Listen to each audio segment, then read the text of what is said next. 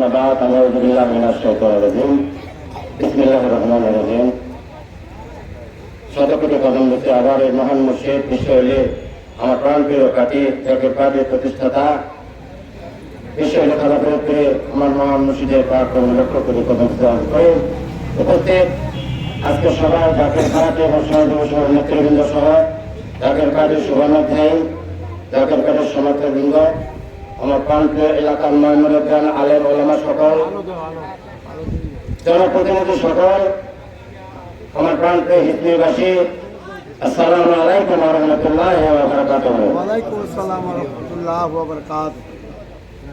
প্রিয় হিন্দুবাসী,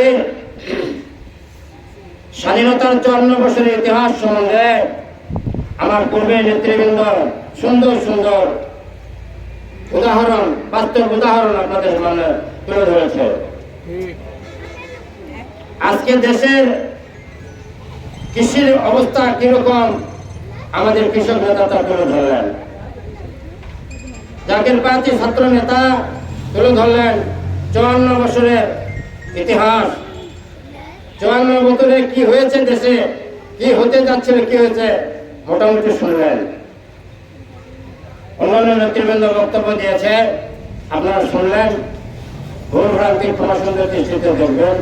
প্রিয় এলাকাবাসী, যখন দেশটা স্বাধীন হয়েছিল তখন আমি ক্লাস 8-এর ছাত্র। আমি সব দেখেছি, সব বুঝেছি, সব চলাফেরা করেছি। পাঞ্জাবি দেখেছি, রাজাকার দেখেছি, দৌড়েছি, রাত্রে পলাইছি, কত যে কি যে অবস্থা ছিল সেই সময়, একমাত্র সেসব ভুক্তভোগী ছাড়া কেউ বলতে পারবো না। যদি একটা লোক বলি যে কোনো রকম যে পাঞ্জাবের একটা গাড়ি আসতেছে, আর ওই এলাকার কোনো লোক থাকে না, কোথায় মাঠের মধ্যে চলে গেছে। এমন কষ্ট করে দেশকে স্বাধীন করা হলো, আর এই স্বাধীনতার সুযোগ নেই যারা, এই স্বৈরাচারেরা, এই মুনাফেকরা এই স্বাধীনতার সুযোগ নিয়ে দেশকে একটা তলাবিহীন ঝুলিতে পরিণত করেছে। দেশের অর্থনীতির এমন অবস্থা তারা করেছে এবং দেশকে সর্বাধিক থেকে এই দেশের ভূমি থেকে শুরু করে অর্থনৈতিক সমস্ত শুরু করে মানুষের কাছে কুক্ষিগত করে দিয়েছে আমাদের পার্শ্ববর্তী দেশের কাছে। এই দেশে মুক্তিযুদ্ধ হয়েছিল, আমরা মুক্তিযুদ্ধ করেছিলাম, এদেশের মানুষ ৭১ প্রাণ দিয়েছে। আমার এলাকার ছিল আব্দুল গফুর, উনি মুক্তিযোদ্ধার কমান্ডার ছিল। আমাদের রবিউল ইঞ্জিনিয়ার ভাই, রফিক ভাই ছিল মুক্তিযোদ্ধার কমান্ডার। ওনারা আসে সকালবেলা আমাদেরকে লেফট রাইট করাইতে এলাকার মধ্যে। আমার বাড়ি ছিল মুক্তিযোদ্ধাদের ক্যাম্প, ওই বাড়িতে এক রাত্রে অস্ত্র আসতো, আর এক রাত্রে পার করে দিতাম মাছরাঙ্গা।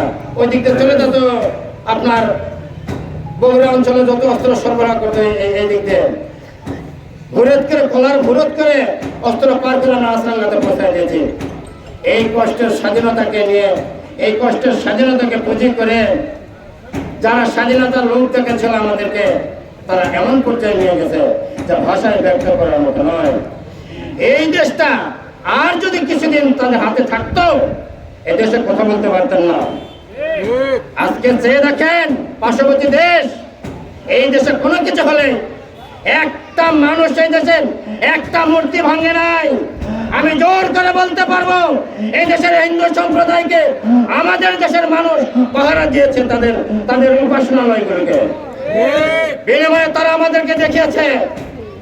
যে দেখেন আসামের দিকে, যে দেখেন তামিলনাড়ুর দিকে কি অবস্থা শুরু করেছে ভারতে। মুসলমানদের বাড়িঘর ভেঙে চুরে তছনছ করে তাদের বিবি বাল বাচ্চাকে রাস্তায় নামে উলঙ্গ করে তাদের মধ্যে উন্নয়ন করা হচ্ছে। এই দেশের কোন নেতা নাই কথা বলার জন্য, এই দেশের কোন নেতা নাই তাদের জন্য পাশে দাঁড়ানোর জন্য। আজকে চেয়ে দেখেন ফিলিস্তিনের দিকে, মানবতা দেখায় আমেরিকা। আজকে চেয়ে দেখেন শিশুরা, কালকে দেখতেছে দুইটা শিশু, এক শিশু দেখাচ্ছে পাও, ভাইয়া এখানে লাগছে, ভাইয়া এখানে লাগছে, এমন করে দেখাচ্ছে। আর ওই শিশু কেন্দ্রে বলতে আমাদের মা নাই, আমাদের বাবা নাই। এরকম এতিম শিশু কি পরিস্থিতি সারা পৃথিবী আজকে চাই দেখতেছে। ওই মধ্যপ্রাচ্যের ইসলামিক স্টেটের কান্ট্রির ইসলামিক স্টেটের নেতৃবৃন্দ তারা চায়ে তামাশা দেখতেছে, তাদের করার কিছু নাই। কেন? তারা হাত পা আগের কাছে আমেরিকার কাছে জিম্মি করে দিয়েছে, তাদের হাত পা বেঁধে আমেরিকার কাছে সমর্থন করে রেখেছে। আমরা হুঁশিয়ার উচ্চারণ করতে চাই, বিশ্বনী খাতা পরিকল্পনা সাহেব বলে গেছে পাঁচজনে, আমি নিষ্কানে শুনেছি বাবা, এই দেশটা এমন একটা দেশ হবে সারা পৃথিবী এই দেশের দিকে তাকিয়ে থাকবে, এই দেশে তাকিয়ে থাকবে সারা পৃথিবীর গণ্যমান্য মানুষ সকল। এই বাংলাদেশ থেকে তাদের জন্য কি মেসেজ যাচ্ছে, মেসেজের তারা বলে থাকবে। আর সেই দেশকে নিয়ে তলাবিহীন ঝুড়ি মারা হচ্ছিল, কারণ যা হবার তাই হয়েছে। বিগত দিনে আমরা সংসদ নির্বাচন অংশগ্রহণ করতে চেয়েছিলাম, যে নিরপেক্ষ নির্বাচন হবে, আমরা অংশগ্রহণ করব, দেশ ও জাতির সাথে নিয়ে আমরা নির্বাচন করব, কিন্তু পক্ষান্তরে দেখা গেল তাদের সাধারণ নাটকীয়তা বাস্তবায়ন করেছে। সুতরাং তাদেরকে প্রত্যাঘাত করে আমরা তাদের উঠাই নিয়ে আসছি আমাদের সেগুলো সমস্তগুলো। আমাদের নমিনেশন আমরা উল্টো করেছিলাম। কেন করেছিলাম? এদের সাথে রাজনীতি করা যাবে না। নেতা বললেন ওয়েট করেন, পালাতে কেউ রাস্তা পাবে না এদের থেকে। নেতা তাকেই বলা হয়, দূরদর্শী সম্পন্ন ব্যক্তিকে নেতা বলা হয়। দেখেন আমার নেতার দূরদর্শী সম্পন্ন 2018 সালে বলেছিলেন এই বিশ্বযুদ্ধের কথা ভুলে গেছে, আপনারা কেউ বলতে পারেন নাই। আমার নেতা সেই দূরদর্শী নেতা পীরজাদা মোস্তফা কামাল ফয়সাল মর্যাদা চেয়ারম্যান অফ জাকের পার্টি বাংলাদেশ। সুযোগ্য পুত্র তেনা বাপ কা বেটা সিপাही का घोड़ा कुछ नहीं तब थोड़ा বাপ কা বেটা। দেখেন জাকের পার্টির সিনিয়র ভাইস চেয়ারম্যান মহোদয় ডক্টর খাজা সাইম আমির ফয়সাল মদাদি সারা পৃথিবীর রেকর্ড ভঙ্গ করে আগে ছিল কালমাস। এই যুগে জাকের পার্টির যিনি পরিচালনা করে জাকের পার্টির ভাইস চেয়ারম্যান মহোদয় খাজা সাইম আমির ফয়সাল মদাদি সাহেব সারা পৃথিবীর তাক লাগিয়ে দিয়ে 23 বছর 10 মাসে ডক্টরেট ডিগ্রি অর্জন করেছে। সুনামের কাছে সারা পৃথিবীর সুনাম ভাসতেছে। বাংলাদেশবাসী চিনেন না আপনারা, বাংলাদেশ মানুষ চিনতে দেয় নাই। ওনাদেরকে চিনতে দিলে এনাদের রাজনীতি থাকবে না, চিনে দিতে হবে না আপনাদেরকে। উনি ওনার যোগ্যতা দিয়ে দেশ ও জাতির কাছে স্থান করে নিয়েছে। আজকে আমাকে বলে যে আপনার নেতা ডক্টর সাইমের কথা এত দামি দামি কথা বলে। আমি বলি দামি লোকের কথা তো দামি হবে, দামি লোকের কথা তো দামি হবে।